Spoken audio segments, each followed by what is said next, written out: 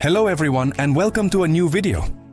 Alfred Nobel, the man behind dynamite and the prizes that changed the world. How can a man be remembered for both inventing a deadly explosive and awarding world peace? This is the story of Alfred Nobel, a genius haunted by his legacy, childhood and education. Alfred Bernhard Nobel was born in Stockholm on October 21, 1833 and died in San Remo on December 10, 1896. He was a Swedish chemist, engineer, writer and inventor, best known for the invention of dynamite and for creating the prizes that bear his name. Nobel owned the Bofors company, which he led from iron and steel production to the large-scale manufacture of cannons and other weapons. He registered 355 patents during his lifetime, and his name survives today in several companies such as DYNAMITE Nobel and Akzo Nobel. His father, Emanuel Nobel, was an inventor and entrepreneur who influenced Alfred from a young age. Nobel showed an early aptitude for science and learning, particularly in chemistry and languages. At 17, Alfred studied chemistry in Paris with the renowned Jules Pelouse.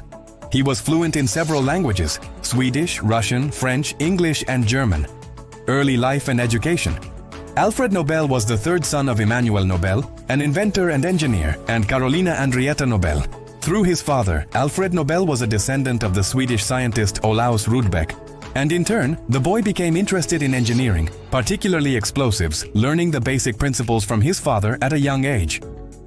When he was 9 years old, the family moved to Russia, where he and his siblings received a thorough education in the natural sciences and humanities. After several business failures, Nobel's father moved to St. Petersburg, Russia, where he found success as a manufacturer of machine tools and explosives. The birth of dynamite.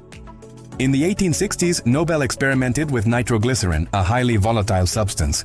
He returned to Sweden in 1863 and completed the research he had begun in the field of explosives.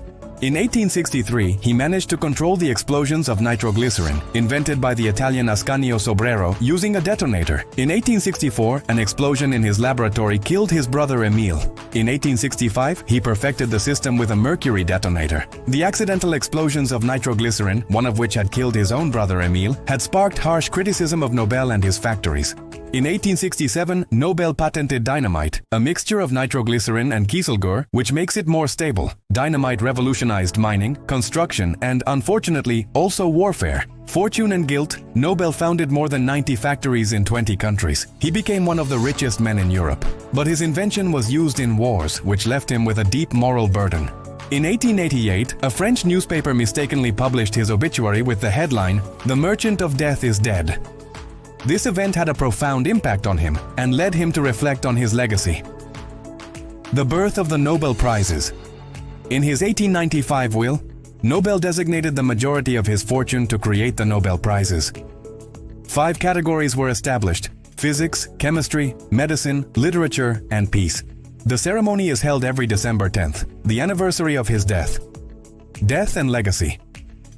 Nobel died on December 10, 1896, in San Remo, Italy, from a cerebral hemorrhage. His grave is in the Northern Cemetery in Stockholm. His legacy lives on in the prizes that bear his name, symbols of excellence and humanity. Alfred Nobel left us a powerful lesson. We are not only what we create, but what we decide to do with our legacy. From dynamite to peace, his story is an explosion of redemption. If you were struck by this story, like, subscribe, and comment. Do you think Nobel managed to redeem himself? What legacy would you like to leave?